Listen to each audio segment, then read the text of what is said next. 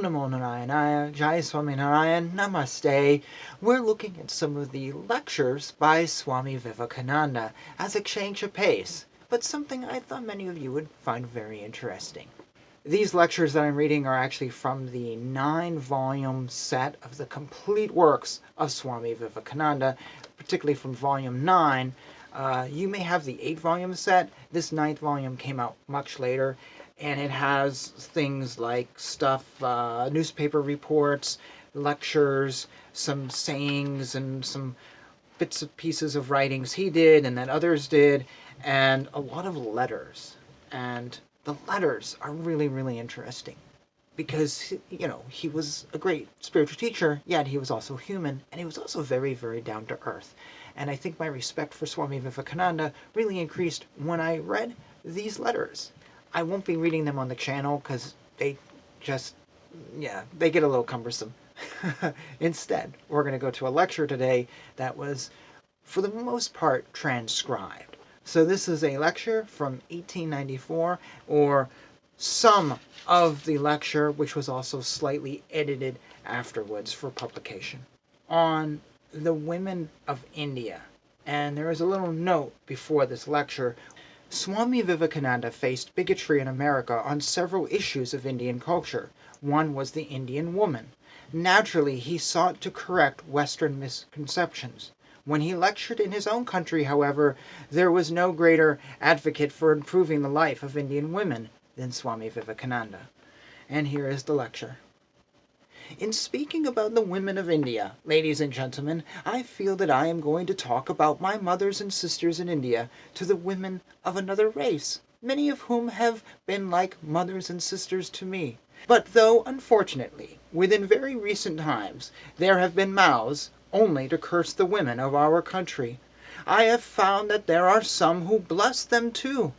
I become bold when I find such noble souls who will not curse, whose mouths are full of blessings for me, my country, our men and women, and whose hands and hearts are ever ready to do service to humanity. I first intend to take a glimpse into times past of Indian history, and we will find something unique. All of you are aware, perhaps, that you are Americans and that we Hindus, and this lady over here from Iceland, are descendants of one common ancestry known as Aryans. Above all, we find 3 ideas wherever the Aryans go: the village community, the rights of women, and a joyful religion. The first idea is the system of village communities, as we have just heard from the woman from Iceland concerning the North. Each man was his own lord, for lack of a better word, and owned the land. All these political institutions of the world we now see are the developments of these village systems. As the Aryans went over to different countries and settled, certain circumstances then developed this institution. The next idea of the Aryans is the freedom of women. It is in the Aryan literature that we find women in ancient times taking the same share as men, and in no other literature of the world. Going back to the Vedas, their oldest portion is composed of hymns, and these hymns are to the gods whom the Aryans worshipped. I may be pardoned for using the word gods. The literal translation is the bright ones. These hymns are dedicated to fire, to the sun, to Varuna and other deities. The titles are like such and such a sage composed this verse dedicated to such and such a deity. In the 10th chapter of one of the books called the Rig Veda, the sage is a woman, and it is dedicated to the one god who is at the background of all these gods. All the previous hymns are spoken in the 3rd person, as if someone were addressing the deities. But this hymn takes a departure. God is speaking for herself. The pronoun used is I. I am the Empress of the universe. I am the fulfiller of the prayers, etc. This is the first glimpse of a woman's work in the Vedas.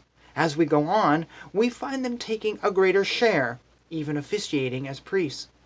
There is not one passage throughout the whole mass of literature of the Vedas which can be construed even indirectly as signifying that women could never be a priest. In fact, there are many examples of women officiating as priests.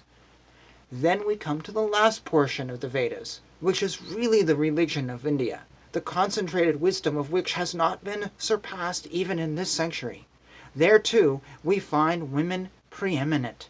A large portion of these books are words which have proceeded from the mouths of women. It is there recorded with their names and teachings. For example, there is that beautiful story of the great sage Yajnavalkya, the one who visited the kingdom of the great king Janaka. And there in that assembly of the learned, people came to ask him questions. One man asked him, "How am I to perform the sacrifice?" Another asked him, "How am I to perform the other sacrifice?" And after he had answered all of them, there arose a woman who said, "These are childish questions. Now have a care. I take these 2 arrows, my 2 questions. Answer them if you can, and we will then call you a sage. The first one is, what is the soul? The second one is, what is God?" Thus arose in India the great questions about the soul and God, and these came from the mouth of a woman. The sage had to pass an examination before her, and he passed well. Coming to the next stratum of literature, our epics, we find that education has not degenerated. Especially in the caste of princes, this idea was most beautifully held. In the Vedas we find this idea of marrying. The girls choose for themselves, and so do the boys. In the next stratum they are married by their parents, except in one caste. Even here I would ask you to look at another side. Whatever may be said of Hindus, they are one of the most learned races the world has ever produced. The Hindu is the metaphysician. He applies everything to his intellect. Everything has to be settled by astrological calculation. The idea was that the stars govern the fate of every man and woman. Even today, when a child is born, a horoscope is cast. This determines the character of the child. One child is born of a divine nature, and another of a human, and others of lower character. The difficulty was, if a child who was of a monster character was united with a child of a god character, would they not have a tendency to degenerate each other? The next difficulty was, our laws did not allow marriage within the same clans. Not only may one not marry within his own family, or even one of his cousins, but one must not marry into the clan of his father or even his mother. There is a third difficulty. If there had been leprosy or any such incurable disease within 6 generations of either bride or bridegroom, then there must not be a marriage. Now, taking into account these 3 difficulties, the Brahmin says, if I leave it to the choice of the boy or girl to marry, the boy or girl will be fascinated with a beautiful face, and then very likely all these circumstances will bring ruin to the family. This is the primary idea that governs our marriage laws, as you will find. Whether right or wrong, there is this philosophy in the background. Prevention is better than the cure. That misery exists in this world is because we give birth to misery. So the whole question is how to prevent the birth of miserable children. How far the rights of a society should extend over the individual is an open question. But the Hindus say that the choice of marriage should not be left in the hands of a boy or girl. Okay, now I do not mean to say that this is the best thing to do, nor do I see that leaving it in their hands is at all a perfect solution. I have not found a solution yet in my own mind, nor do I see that any country actually has one. We shall now move on to another picture. I told you that there was another peculiar form of marriage, generally among the royalty, where the father of the girl invited different princes and noblemen, and they had an assembly. The young lady, the daughter of the king, was borne on a sort of chair before each one of the princes in turn, and the herald would repeat, "This is Prince so-and-so, and these are his qualifications, blah, blah, blah." The young girl would either wait or say, "Move on." And before the next prince, the crier would also give a description, and so on, and move on, move on. All this would be arranged beforehand, and so she already had the liking for somebody before this, it is assumed. Then at last she would ask one of the servants to throw the garland over the head of the man, and it would be thrown to show that he was accepted. I would note that the last of these marriages was the cause of the Mohammedan invasion in India, and I would turn you to the story of Samjuku, the daughter of a Rajput prince who became the queen of Delhi. Anyways, these marriages were specially reserved for the prince caste. The oldest Sanskrit poem in existence, the Ramayana, has embodied the loftiest Hindu ideal of a woman in the character of Sita, the wife of Lord Rama. We have not time today to go through her life of infinite patience and goodness.